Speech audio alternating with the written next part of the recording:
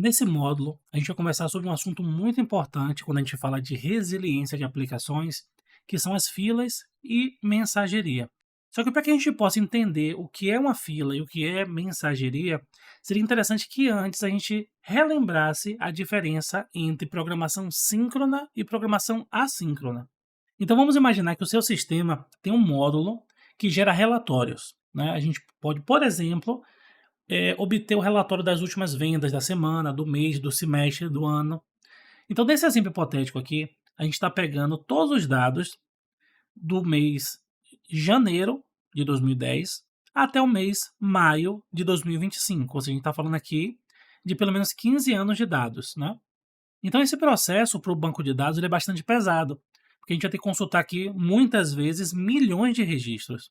Uma vez que a gente tem esses dados já formatados, né, a gente vai precisar gerar um arquivo Excel, que também é um processo pesado, ou até mesmo gerar um arquivo PDF, que também é um processo pesado, principalmente quando a gente tem uma massa de dados gigantesca.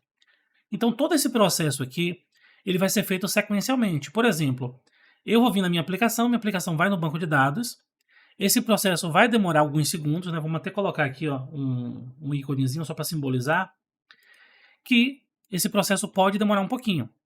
Então, isso pode demorar 5 segundos, 10 segundos, 50 segundos, 5 minutos. Depende do tamanho do banco, depende de uma série de fatores. Então, quando isso concluir, a gente vai ter um outro processo aqui, que vai ser gerar o Excel, que também pode demorar. 1 segundo, 10 segundos, 5 minutos, a gente não sabe. E também tem um outro processo, que é gerar o PDF, que também pode demorar. Enquanto isso aqui estiver sendo processado, esse só vai conseguir iniciar o seu processamento quando isso aqui concluir. E se esse PDF for gerado a partir desse arquivo do Excel, ele também só vai iniciar depois que esse concluir. E mesmo que ele seja gerado a partir desse banco de dados, ele só vai conseguir processar depois que ele tiver os dados já processados pelo banco de dados. Então, nesse meio tempo aqui, sua aplicação também está aguardando. Vou pegar aqui para simbolizar. Só que ela está esperando o quê? Ela está esperando o banco de dados, está esperando o arquivo do Excel, está esperando o PDF e também existe a latência de rede, que é o tempo que uma informação trafega de um ponto da aplicação para outro ponto da aplicação, que pode ser todo mundo no mesmo servidor, todo mundo na mesma rede ou até em redes diferentes, como a gente já viu aqui no treinamento várias vezes, né? Então, isso faz com que o usuário também fique esperando. E muitas vezes essa espera aqui é muito grande e ele não tem um feedback visual. Ele fica ali com a tela branca, o símbolozinho do Chrome lá girando, e ele não sabe o que está acontecendo. Então isso pode gerar alguns problemas. Então vamos analisar agora quais são as vantagens e quais são as desvantagens da gente trabalhar com processamento síncrono. Então esse formato de programação, por mais que ele tenha alguns problemas, ele é mais fácil de programar. Então muita gente só programa de forma síncrona justamente por essa facilidade. A gente também tem, muitas vezes, se o processamento for rápido, um feedback instantâneo para o usuário, ou seja, o processamento acabou, de imediato eu já consigo responder para ele o que aconteceu. A identificação de problemas também é muito rápida, porque se o processo for rápido, a gente consegue, durante o processamento, caso tenha um problema, já identificar ali no momento que a requisição foi feita. A gente também tem uma estruturação do sistema como um todo de uma maneira muito simplificada, porque a gente está tudo no mesmo módulo. Não que a gente não possa utilizar microserviços nesse cenário, mas normalmente a gente está ali num cenário de MVC, um cenário mais monolítico, né? Mais tradicional. Então, acaba sendo mais simples de gerenciar a aplicação. Consequentemente, ele também é muito mais fácil de testar, porque a gente tem um fluxo muito simplificado. E pelo fato da gente ter uma infraestrutura mais simples, a gente também tem um custo mais baixo, né? Porque a gente não precisa de servidores adicionais, tem uma série de coisas que a gente não precisa quando a gente está trabalhando com programação síncrona.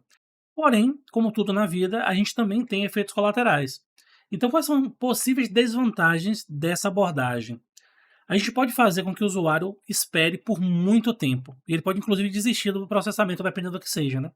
Nesse cenário que a gente ilustrou, de ter ali um processamento muito demorado no banco de dados, isso pode fazer com que o usuário fique irritado por ter que esperar tanto tempo, e isso também pode induzir ele ao erro.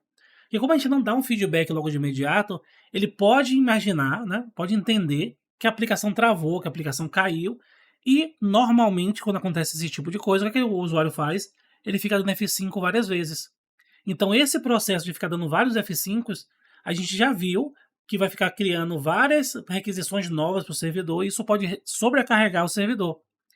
A gente também pode tornar o processo de deploy mais complicado. Por quê? Se toda aplicação está no módulo só, a gente precisa fazer, dependendo da linguagem de programação que você esteja utilizando, né? Tem que fazer um build por completo da aplicação para poder subir, porque uma partezinha em específico precisou fazer uma correção. Uma outra coisa que pode deixar o processo ainda mais lento é a latência de rede. E como a gente viu ali, né? Cada partezinha está num módulo separado, está num servidor separado, está num ambiente separado. Então existe um tempo de comunicação, né, para a requisição ir até aquele determinado ponto e a resposta voltar para o ponto de origem. Então isso também pode deixar a aplicação ainda mais lenta. E uma outra coisa que, inclusive, eu considero mais preocupante de todas é que se ocorrer algum problema durante esse processamento, a gente vai simplesmente perder a mensagem que o usuário enviou, ou seja, o payload que ele enviou vai ser perdido. Porque o usuário muitas vezes ele pode entender, eu já fiz a requisição, já fiz o meu cadastro, já fiz o que tinha que ser feito, então posso ir embora. E nesse meio tempo, pode ocorrer do servidor falhar por algum motivo, seu processamento falhar por algum motivo, e você simplesmente não dá o feedback para o usuário não fazer novamente, e você pode perder uma venda, pode perder um processamento, pode perder uma série de coisas. Então a programação síncrona ela é muito eficiente, ela tem inúmeras vantagens, ela é muito utilizada, mas existem cenários específicos, como esse que eu acabei de ilustrar, que você fazer de forma síncrona pode não ser a melhor solução para você. Então no próximo vídeo a gente vai ali ilustrar como trabalhar de forma assíncrona e na sequência a gente vai fazer a implementação aqui com algumas ferramentas para entender como fazer isso e como resolver esses problemas no mundo real, beleza? Então aguardo você no próximo vídeo. Valeu!